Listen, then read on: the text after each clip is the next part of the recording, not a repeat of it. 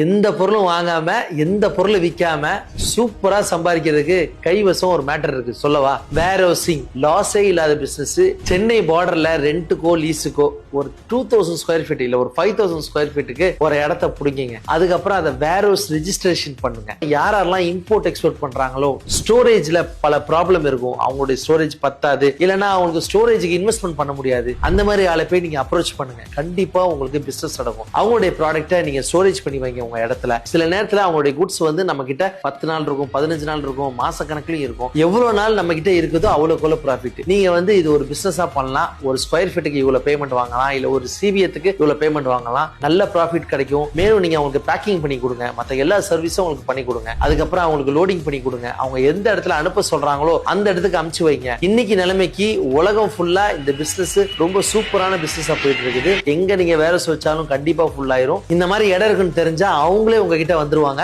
ஃபர்தரா இந்த வேர் ஹவுஸ் எப்படி பண்ணணும்னு உங்களுக்கு டீடைல்ஸ் வேணும்னா நீங்க கமெண்ட்ல வேர் ஹவுஸ் டைப் பண்ணுங்க. கண்டிப்பா எங்க டீம் கான்டாக்ட் பண்ணுவாங்க.